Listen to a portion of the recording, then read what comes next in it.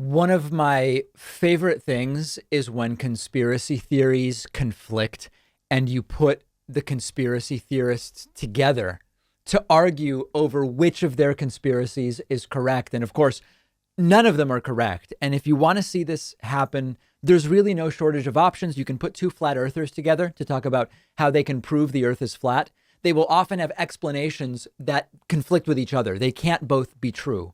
You put anti-vaxxers together. One will tell you, oh, the COVID vaccine can't be trusted because it was developed too quickly, new technology, not tested. Another will tell you it can't be trusted because it's part of a long-term mind control project to control the population through vaccines.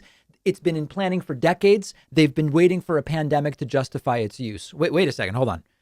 Is the problem that it's a long planned population control device, or that they just came up with this in a few months and put it out there? They're conflicting explanations. It's just entertaining to see. I have a great example for you today, which I love. During our vacation, early in the week, MyPillow CEO Mike Lindell told Steve Bannon on his War Room show that Donald Trump is going to be back in office. Now it's in August because of some new lawsuit. Who the hell knows?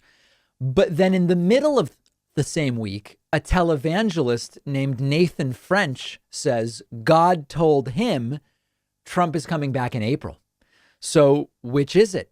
A perfect show would be Mike Lindell and Nathan French arguing, is Trump going back to being president in April, or is Trump going back in August? And of course, he's not coming back in either. Joe Biden is president. So check this out. We'll start with Mike Lindell explaining the August hypothesis. What I'm talking about, Steve, is what I have been doing since January 9th. All the evidence I have, everything is going to go before the Supreme Court, and the election of 2020 is going bye-bye. It was an attack by other country, communism coming in. I don't know what they're going to do with it after they pull it down, but it's but hang on a second. Hold on. Donald Trump will be back in office in August. So none of that is true. Nothing that Mike Lindell is doing is going to go before the Supreme Court. The 2020 election is not going to be going bye-bye. Communism didn't come in, and Trump will not be back in August. But here is Nathan French, totally different. Trump will be back in April. Trump will be back this month. Here's Nathan French's explanation. Man, I said he was going to win big, and he didn't win. And the Lord says, yes, he did. And so you have to recognize that he actually won with a landslide victory. And a lot of people don't get that. They tried to steal the election, and it's not going to work. God's about to lay it bare. And God's not saying, look, you know he won big. I know he won big. So be satisfied with that. Put on a good attitude, and let's move forward. I told you he's going to win big. He did win big. Now get over it.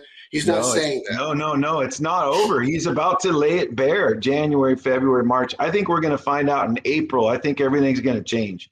I see a shift. I mean, I feel like the people are waiting to see when is the God of justice going to step in. You're already seeing some of the things, on the news, and I don't want to get into too much of that because there's certain things I can't really say. There's a lot of stuff I know. So this guy says it's actually April when all will be laid bare, to use his vocabulary. So, of course, they're both wrong. And after August comes and goes, it would be just as interesting to put them both in a room together to explain, why were you wrong about April and why were you wrong about August? And I'm sure they would disagree about why it hasn't happened as well. Now, one of the things that is interesting here is comparing and contrasting the sort of psyche of these two guys. Are they merely con men using different techniques to con their audiences? Are they mentally ill in the sense that they're delusional in a diagnostic sense? Do they really believe they are talking to God in the sense that this is mostly a religious thing? I actually can't tell. Nathan French seems more like a guy who literally believes the religious stuff that leads him to thinking he is speaking to God. Some would say that is a delusion.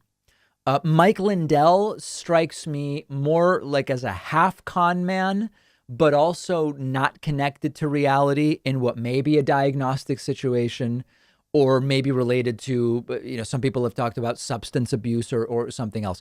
It's really difficult to tell where this is on the scale. What is the scale even? Full con to full delusional? And maybe in the middle is someone who saying, I don't know if I believe this, but I kind of feel okay bringing it to people because it's making money. I don't know. But let me know what you think the parameters are. What is the scale on which we analyze these people?